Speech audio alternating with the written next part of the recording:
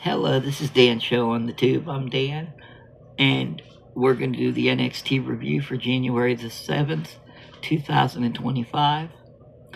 Roxanne Perez, Julia, Obafemi, Eddie Thorpe, Trick Williams, and The Rock all enter the building. Julia faced Roxanne Perez for the NXT Women's Championship. Roxanne worked the right arm and hand of Julia. Actually did some of the best work I've ever seen out of Roxanne. I was rather impressed with her match. But Julia ended up winning with a Northern Lights bomb. And finally, there's a new NXT Women's Champion in Julia. I knew that with the recent influx of talent that Roxanne wasn't going to be long for having the championship. It was just a matter of who was going to get to her and when. I didn't know if it was going to be Julia or Stephanie Vicaire or Zarya, but I knew one of those three were going to get her soon enough. I'm glad to see Julia win the title. She seemed genuinely happy and pleased with winning the belt. Eddie Thorpe was shown laid out backstage. He claimed he was attacked, but Ava didn't believe him. After the fake attack a few weeks ago, I can't see anybody believing that Eddie Thorpe was attacked. So, no big surprise there. Next up, the entrance for a fatal four-way match for the number one contendership for the NXT North American Championship made their way to the ring. It was Stephanie Vicaire versus Kalani Jordan versus Lola Vice versus Cora Jade. While the entrances were being made, the Ethan Page attack on Javon Evans was shown. Then they showed a video of Javon Evans. He cut a promo on his and Cedric Alexander's attack by Ethan Page. Vaughn Evans' jaw is wired shut. I'm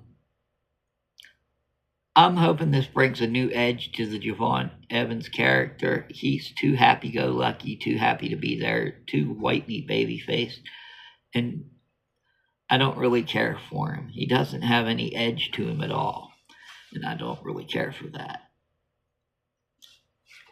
Next up, we actually had the Fatal 4-Way match, and Stephanie Vicaire won the match with an STP on Kalani Jordan.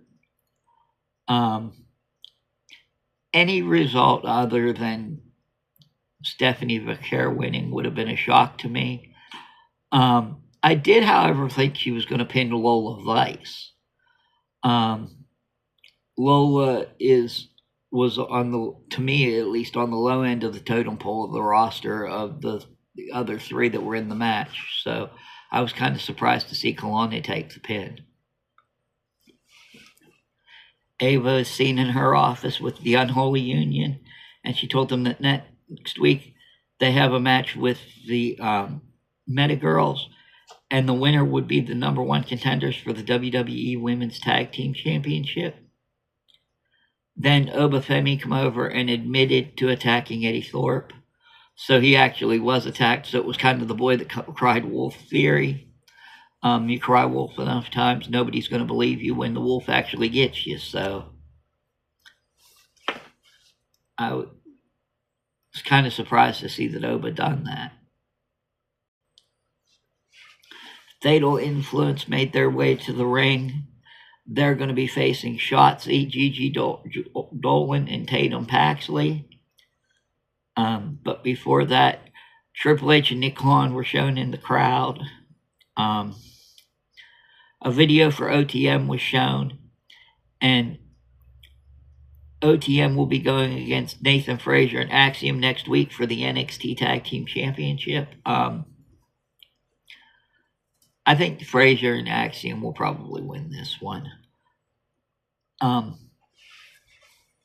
I'd rather see OTM win, but I think Nathan Frazier and Axiom probably will. They finally had the 6-women tag team match, and Shotzi pinned Fallon Henley with a senton splash. Ava was backstage with Ethan Page. and they're talking about his attacks on Javon Evans and Cedric Alexander. And The Rock showed up, and he said he's the final boss, period. But on NXT, Ava's the final boss. Now get your ass out of here. And he popped him on the ass. It was kind of surprising. Ethan Page walked off, and Ava told The Rock that it's a special moment for the two of them to be together, and that the NXT crowd was different, but he would feel what to say to the crowd when he went out there and spoke with them. Kind of nice to see The Rock and Ava be able to do some work together. The Rock got to do a little bit of work with his dad very early on in his career, so it was kind of cool to see him be able to spend some time on TV with his daughter. Lexis King versus Charlie Hayes fought in a Heritage Cup Sudden Death Championship match, and Lexis King won with the coronation. I was so glad to see this. I'm a big Lexis King fan, and I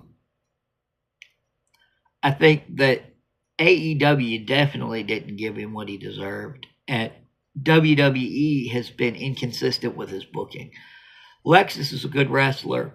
He's great on the mic. He just needs proper booking, and I think starting off with giving him the Heritage Cup will help his career out.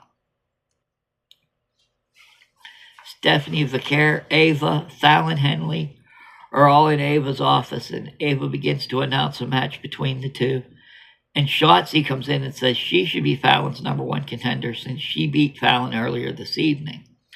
Stephanie Vaquer claimed that she beat 3 of the best in the division and she deserved the match. Fallon said she didn't care which one she faced, that she would take on the one left standing. So Ava made a match for next week between Stephanie Vaquer and Shotzi. Stephanie should win this. Although putting a mid-card title on Shotzi wouldn't necessarily be bad. But if Shotzi's not going to be contending consistently for the mid-card titles, then she may want to consider a move to AEW or even TNA where her talents can be better utilized. Shotzi's a good wrestler. She's not Charlotte Flair. She's not Becky. She's not Bayley. She's not that top-tier talent. But she's a great mid-card talent, and I think WWE's missing the boat with her. And I think if WWE doesn't kind of pick up working with Shotzi, then Shotzi needs to look for greener pastures. Trick Williams come out, made his entrance, and Obafemi watched Trick's entrance from backstage. Then Obafemi come out. Eddie Thorpe doesn't come out for the match. It's Obafemi versus Trick Williams for the NXT Championship. Later on in the match, Obafemi had Trick down, and Eddie Thorpe entered the match with a chair and pulled the ref out of the ring to mess up the count. Oba wins the match, pinning Trick with a big powerbomb, and he's the new NXT champion. 3 title matches tonight, 3 title changes. That doesn't normally happen. I was really pleasantly surprised. I'd like to see Trick make it to the main roster in time for the Rumble. I don't know what they do with I'm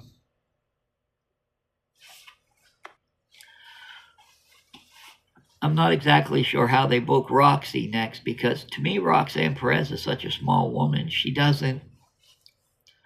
I don't see her looking good in the ring right now with some of the bigger main roster stars. So I'm not sure what they got planned for her yet.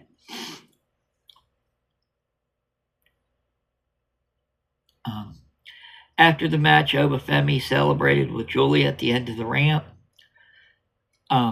There was confetti and all that, and then they walked backstage. And they were congratulated in the gorilla position by everybody, including Shawn Michaels and Matt Bloom. Julia already has her new side plates. To me, Julia's side plates are the second best set of side plates in the entire company.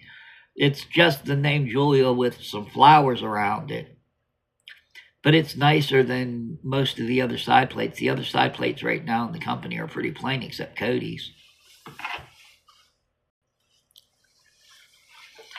The Rock comes out to end the show, and he cut a promo on himself and NXT as a whole. And during the promo, my DVR cut off, so I can't really tell you what, if anything spectacular was said or done. But that was the NXT review for the 7th of January. Like, share, and subscribe to the videos. In the comments section below, kind of let me know what I can do to make the show better. I got some new equipment that I'm going to try to get out rolling this week. It's going to depend on if I can get caught back up on my videos, but I'm going to try to get this new equipment tested out and ready. Thanks. Have a great day. Bye.